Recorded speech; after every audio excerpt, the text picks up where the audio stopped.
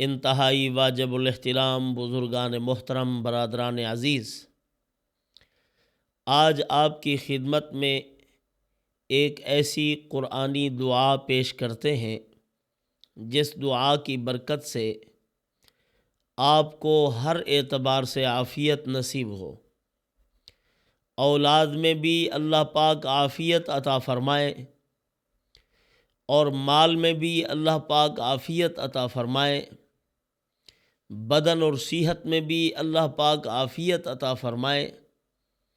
ہر قسم کی خیر عافیت حاصل کرنے کے لیے یہ مجرب عمل ہے، قرآنی دعا ہے، اور اسی طرح فراخی رزق، اچھی اور عمدہ سواری، خوبصورت اور اچھا اور وسیع گھر، ساری چیزیں مفسرین نے اس دعا کے تحت لکھی ہیں کہ اگر مسلمان اس دعا کا خوب اہتمام کریں، جب بھی دعا کے لیے ہاتھ اٹھاؤ تو یہ دعا پڑھو ابتداً، اور یہ اللہ کے نیک بندوں نے دعا مانگی ہے تو اللہ تعالیٰ نے اس دعا کو اپنے قرآن مقدس کا حصہ بنایا، اور قیامت تک کے لیے اللہ نے اپنے مومن بندوں کو عطا فرمایا ہے کہ ان الفاظ سے مانگتے رہو گے تو میں دیتا رہوں گا۔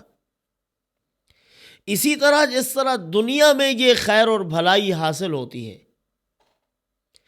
اللہ عز و جل آخرت میں بھی اسی دعا کی برکت سے بہترین انجام کرتے ہیں بندے کا۔ آخرت میں بے شمار انعامات ملتے ہیں۔ آخرت کی جہاں سے ابتدا ہوتی ہے، سب سے پہلی چیز حسن خاتمہ ہے۔ خاتمہ ایمان پر ہو جاتا ہے، قبر میں سکون میسر آتا ہے، اور میدان محشر میں بھی سرخروئی نصیب ہوتی ہے، میزان میں بھی سرخروئی نصیب ہوتی ہے۔ رسول اللہ صلی اللہ علیہ وسلم کی سفارش بھی، یعنی آخرت اچھی ہو رہی ہے، یہ آخرت کے اچھے ہونے کے لیے اسباب ہیں۔ ان اسباب کے ذریعے سے آخرت سنورتی جاتی ہے، حتیٰ کہ بندے کو دخول جنت نصیب ہو جاتا ہے۔ جہاں اللہ عز و جل نے اس دعا کا ذکر فرمایا، اسی مقام پر اللہ پاک نے دو بندوں کا ذکر فرمایا۔ دعا دونوں طرح سے ہے۔ ایک وہ دعا جو صرف دنیا میں مانگتے ہیں کہ اے اللہ جو کچھ کیا، جو کچھ کمایا، وہ سب کا سب ہمیں حاصل ہو جائے، ہمارے نیک اعمال کا بدلہ بھی دنیا میں مل جائے۔ اور ایک وہ ہے جو اپنی آخرت بھی بہتر چاہتا ہے، اپنی دنیا بھی بہتر چاہتا ہے۔ پھر اللہ عز و جل نے دونوں کا ذکر کیا ہے۔ دو طبقے، دو لوگ، دو جماعتیں، دو فریق اللہ نے بیان کیے ہیں۔ ایک وہ جو دنیا میں اپنے اعمال کا بدلہ چاہتا ہے، خالص دنیا دار، مال چاہتا ہے، عزت چاہتا ہے، وجاہت چاہتا ہے، شہرت چاہتا ہے، پروٹوکول مانگتا ہے، اس کو دنیا میں وہ سب کچھ دے دیا جاتا ہے، اس کو دنیا کے اندر اس کی نیکیوں کا بدلہ بھی مل جاتا ہے، آخرت میں اس کا کوئی حصہ نہیں ہے۔ اور دوسرا وہ جو اپنی دنیا بھی اچھی چاہتا ہے، خیر و عافیت چاہتا ہے، اور اپنی آخرت بھی اچھی چاہتا ہے۔ اللہ نے اعلیٰ درجے کے ایک اچھے آدمی کا ذکر فرمایا ہے، اعلیٰ درجے کے۔ اچھا ہونا، اچھے تو بہت ہیں، لیکن اعلیٰ درجے کا اچھا انبیاء علیہ الصلوۃ والسلام کے بعد سب سے اچھے لوگ صحابہ کرام ہیں۔ ان دونوں کا ذکر، دونوں طبقات کا ذکر اللہ تعالیٰ نے اس آیت کے بعد فرمایا ہے۔ جو دنیا اچھی مانگتے ہیں ان کو دے دی گئی ہے، جو آخرت اچھی مانگتے ہیں ان کو عطا کر دی گئی ہے۔ ان کی دنیا بھی اچھی کر دی، ان کی آخرت بھی اچھی کر دی۔ رسول اللہ صلی اللہ علیہ وسلم ایک صحابی کے پاس گئے عیادت کرنے کے لیے، بیمار تھے وہ۔ آپ صلی اللہ علیہ وسلم نے حال احوال معلوم کیے، انہوں نے بتلایا، یا رسول اللہ، میں نے اللہ تعالیٰ سے یہ دعا کی ہے کہ اے اللہ اگر آخرت میں عتاب نازل ہونا ہے تو پھر دنیا میں مجھے سزا دے دے، آخرت میں مجھے کوئی سزا نہ ملے۔ آپ صلی اللہ علیہ وسلم نے اس صحابی کو یہ دعا سکھلائی، فرمایا یوں کیوں نہیں مانگا تم نے کہ دنیا بھی اچھی ہو آخرت بھی اچھی ہو، اللہ معاف کر دیں، درگزر فرمائے، یہ مانگ لیتے آپ۔ انہوں نے وہ دعا پڑھی، اللہ تعالیٰ نے اس دعا کی برکت سے ان کو شفا عطا فرما دی۔ آپ صلی اللہ علیہ وسلم جب حج کے لیے، عمرہ کے لیے تشریف لے گئے، حج کے لیے تشریف لے گئے تو رکن یمانی سے جب گزرتے تھے تو آپ صلی اللہ علیہ وسلم یہی دعا پڑھا کرتے تھے۔ حضرت عبداللہ ابن عباس رضی اللہ تعالیٰ عنہ فرماتے ہیں ایک فرشتہ اس وقت یہ کہتا ہے کہ جو تم نے دعا کی ہے اس پر آمین کہتا ہے، دعا قبول ہو گئی۔ تو حضرت عبداللہ ابن عباس رضی اللہ عنہ فرمایا کرتے تھے جب رکن یمانی سے گزرو تو اس وقت یہ دعا پڑھا کرو۔ وہ دعا کیا ہے؟ ربنا آتنا فی الدنیا حسنہ وفی الآخرۃ حسنۃ وقنا عذاب النار۔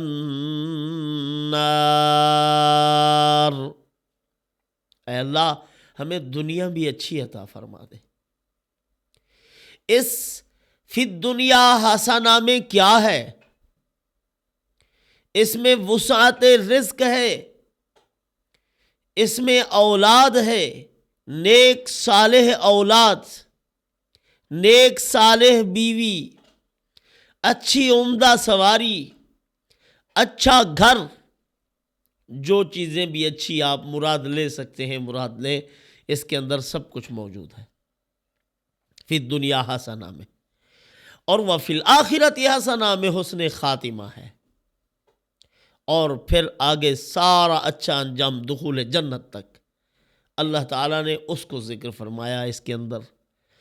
اس سے پہلے جو اللہ پاک نے دعا بیان کی ہے کہ بعض لوگ وہ ہوتے ہیں فَمِنَ النَّاسِ مَن يَقُولُ رَبَّنَا آتِنَا فِي الدُّنْيَا وَمَا لَهُ فِي الْآخِرَةِ مِنْ خَلَاقٍ۔ پروردگار عالم فرماتے ہیں لوگوں میں سے بعض وہ لوگ ہیں جو یہ کہتے ہیں کہ اے اللہ ہمیں دنیا اچھی عطا فرما دے۔ اللہ پاک ان کو دنیا کی اچھائی تو دے دیتے ہیں، وہ اچھائی بھی کیا اچھائی ہے جس کے بعد عذاب میں مبتلا ہونا ہے۔ وہ اچھائی تو اللہ کے عذاب کا پیش خیمہ ہے، ابتدا ہے وہ اچھائی جس کے بعد دوزخ کا عذاب ہے، جس کے بعد جہنم ہے۔ اللہ پاک فرماتے ہیں ان کو دے تو دیا جاتا ہے وَمَا لَهُ فِي الْآخِرَةِ مِنْ خَلَاقٍ،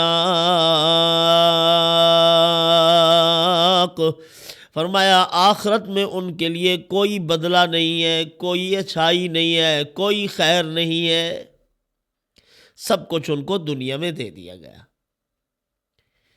1 نمبر دنیا دار آدمی وہ تو پہلے وہ ہے جو غیر مسلم ہوتے ہیں، ان کو پیسہ بھی اگر دے دیا گیا ہے تو سب کچھ ان کو یہاں مل گیا۔ اللہ عز و جل نے ایک ایسے آدمی کا ذکر فرمایا آگے، فرمایا کہ وہ آدمی جو رسول اللہ صلی اللہ علیہ وسلم کی خدمت میں حاضر ہوتا ہے، عرض کرتا ہے یا رسول اللہ میں اللہ کو گواہ بناتا ہوں اپنے ما فی الضمیر پر کہ میرے اندر ایمان ہے۔ بڑا چرب اللسان آدمی تھا، بڑا فصیح و بلیغ، بہت عمدہ گفتگو کرنے والا آدمی، آپ صلی اللہ علیہ وسلم کو قائل کرنے کی کوشش کرتا، کہتا اے اللہ کے محبوب ہم آپ پر کٹ مرنے والے ہیں، آپ پر جان قربان کرنے والے ہیں، اور ہم بڑے اعلیٰ درجے کے ایماندار ہیں، ہمارے اندر ایمان ہے۔ میں اپنے ما فی الضمیر کو، اپنے ما فی الضمیر پر خدا کو گواہ بنا کر کہتا ہوں کہ میں سچا ہوں۔ جس کو اپنی سچائی پر بھی قسمیں کھانی پڑے، عام طور پر وہ جھوٹے ہوتے ہیں، تو آپ صلی اللہ علیہ وسلم کو قائل کرتا تھا، یا رسول اللہ دیکھیے میں تو بہت اچھا ہوں، ہم بڑے ایماندار لوگ ہیں اور آپ پر جان قربان کرنے والے ہیں۔ ظاہر ہے انسانی فطرت ہے، جب کوئی ایسی باتیں کرنے والا آ جائے کبھی کبھی دل بھی خوش ہو جاتا ہے کہ واقعتاً یہ بڑے مخلص ہیں۔ ایماندار آدمی تو اعتماد کر لیتا ہے نا کہ جب خود جھوٹ بولنا نہیں ہے تو لوگوں پر بھی اعتماد ہے کہ یہ سچ بولتے ہیں۔ تو رسول اللہ صلی اللہ علیہ وسلم کی خدمت میں حاضر ہوتا، عرض کرتا، اے اللہ کے محبوب ہم تو آپ پر قربان ہونے والے ہیں۔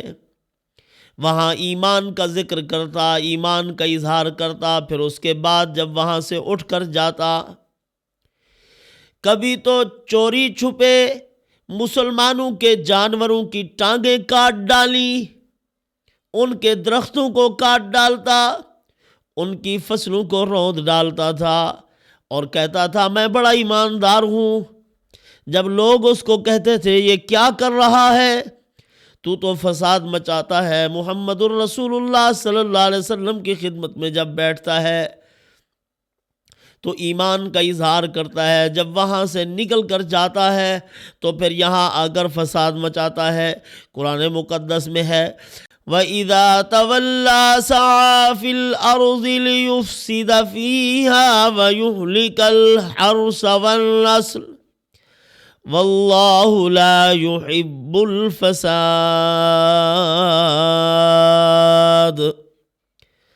جب وہاں سے پیٹ پھیر کر گیا تو فساد مچانے لگا، لوگوں کے مال اور جانوروں کو ہلاک کرتا تھا، ان کی فصلوں کو خراب کرتا تھا، درختوں کو خراب کرتا۔ اللہ پاک نے فرمایا ارے بدبخت، واللہ لا یحب الفساد، اللہ پاک فسادی بندوں کو پسند نہیں کرتے۔ لوگ جب اس کو کہتے کہ یہ کیا کر رہا ہے، فساد پھیلا رہا ہے تو اذا قیل له اتق اللہ، جب اس کو کہا جاتا کہ اللہ سے ڈر، کیا کر رہا ہے یہ، کتنی نقصان کر رہا ہے، روئے زمین پر فساد پھیلا رہا ہے، اخذته العزت بالاسم فحسبه جہنم، پھر وہ گھمنڈ کرتا، غرور کرتا، جب کوئی اس کو حق بات کہتا کہ میری بے عزتی کر دی ہے تم نے، لیکن خود فساد مچائے رکھتا تھا۔ اللہ پاک نے فرمایا اس کو جہنم کافی ہے، وَلَبِئْسَ الْمِہَادُ، اور برا ٹھکانہ ہے اس کا۔ یہ ظاہراً تو بڑا ایماندار بنا پھرتا ہے لیکن اندر اندر فسادی ہے، لوگوں کا نقصان کرتا ہے، مخلوق خدا کو پریشان کرتا ہے۔ اللہ پاک نے فرمایا یہ جہنمی ہے۔ یہ تو اس بدبخت کا ذکر فرمایا، اس کا نام تھا اخنس بن شریق۔ یہ حضور کی مجلس میں آتا رہتا تھا، بڑا فصیح و بلیغ آدمی تھا، گفتگو کرتا تو کمال کی گفتگو کرتا، ایمانیات کا ذکر کرتا تھا کہ واہ یہ چیز بھی ایمان میں ہے، یہ چیز بھی ایمان میں ہے، یہ چیز بھی ایمان کے اندر شامل ہے، یا رسول اللہ ہم تو بڑے ایماندار ہیں، اس طرح کا ذکر کرتا۔ اس بدبخت کا ذکر فرمایا۔ آگے اللہ تعالیٰ نے فرمایا دیکھو میرے نیک بندے کا حال بھی سنو، کیسا نیک بندہ تھا جس کی اللہ نے قرآن مقدس میں شان بیان کی۔ یہ آیت کس کی شان میں نازل ہوئی؟ حضرت صہیب رومی رضی اللہ تعالیٰ عنہ، کتنے بڑے درجے کے صحابی ہیں۔ سیدنا صدیق اکبر رضی اللہ تعالیٰ عنہ کے وصال کے بعد 10 مبشرہ میں سے 9 صحابی زندہ تھے، لیکن اس کے باوجود جب حضرت عمر ابن خطاب رضی اللہ تعالی عنہ کا وصال ہونے لگا تو فرمایا میرا جنازہ صہیب رومی پڑھائیں گے۔ 10 مبشرہ نہیں، صہیب رومی رضی اللہ تعالی عنہ۔ کیا اللہ نے ان کو مقام عطا فرمایا؟ پروردگار عالم نے فرمایا وَمِنَ النَّاسِ مَن يَشْرِي نَفْسَهُ ابْتِغَاءَ مَرْضَاتِ اللَّهِ وَمِنَ النَّاسِ مَن يَشْرِي نَفْسَهُ ابْتِغَاءَ مَرْضَاتِ اللَّهِ واللہ رؤوف بالعباد.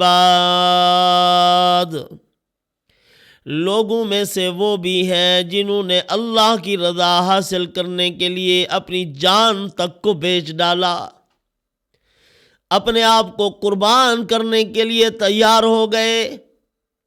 وہ کون ہے؟ حضرت صہیب رومی رضی اللہ تعالیٰ عنہ جب مدینہ منورہ کی طرف آ رہے تھے، مکہ مکرمہ سے ہجرت کر کے، بڑے کاروباری آدمی تھے، بزنس مین سے، تاجر تھے. وہاں سے آنے لگے اور مشرکین پیچھے سے آ گئے حملہ کرنے کے لیے، پکڑنے کے لیے. حضرت صہیب رومی رضی اللہ تعالی عنہ نے اپنے ہتھیار سنبھال لیے. فرمایا کہ ارے بدبختو، تمہیں معلوم ہے میں تیر انداز آدمی ہوں، جب تک میرے ہاتھ میں ایک تیر رہے گا تو میرے قریب نہیں آ سکتے، اور تیر کے علاوہ تلوار بھی موجود ہے. تم میرے قریب نہیں آ سکو گے. ہاں اگر تمہیں مال کی ضرورت ہے، دکان پڑی ہے لے جاؤ، مکان پڑا ہے لے جاؤ، اور جہاں میرے دفینے ہیں، جہاں پیسے دفن ہوئے پڑے ہیں، وہ بھی تمہیں بتاتا ہوں، جا کر پوری رقم تم لے جاؤ، لیکن میرے قریب نہ آؤ، میرا راستہ مت روکو، میں محمد الرسول اللہ صلی اللہ علیہ وسلم کی طرف جا رہا ہوں. مشرکین نے چھوڑا، واپس آئے، ان کی ساری چیزوں پر قبضہ کر لیا، ساری چیزوں پر، جتنے ان کے اثاثہ جات تھے، جتنی ساز و سامان تھا، سب پر قابض ہو گئے. اور حضرت صہیب رومی رضی اللہ تعالی عنہ عافیت کے ساتھ رسول اللہ صلی اللہ علیہ وسلم کی خدمت میں حاضر ہو گئے. جب وہاں پہنچے تو پہلے سے جبرائیل علیہ السلام آئے ہوئے تھے. آپ صلی اللہ علیہ وسلم نے حضرت صہیب رومی رضی اللہ تعالی عنہ کو اس کامیاب بزنس اور کامیاب تجارت پر، جو انہوں نے اللہ کی ذات عالی سے کی تھی، مبارکباد پیش فرمائی. فرمایا اے صہیب رومی، تجھے مبارک ہو، تیری یہ تجارت 100% نفع میں رہی ہے، آخرت میں اس کا بہترین بدلہ اور اچھا انجام ہے جو تو نے اللہ کے ساتھ یہ معاملہ کر لی. تو حضرت صہیب رومی رضی اللہ تعالیٰ عنہ حضور کی خدمت میں پہنچے. اللہ عز و جل نے اس پہلے بدبخت آدمی کا ذکر فرمایا جن کے اچھائیوں کا بدلہ اگر ملنا ہے تو سارا دنیا میں مل گیا ہے. ما لہ فی الآخرۃ من خلاق، آخرت میں ان کا کوئی حصہ نہیں ہے.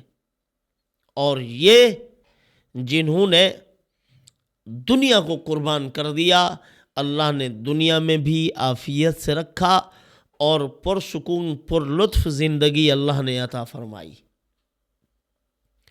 قرآن مقدس میں اللہ پاک ارشاد فرماتے ہیں، من عمل صالحا من ذکر او انثى وهو مؤمن فَلَنُحْيِيَنَّهُ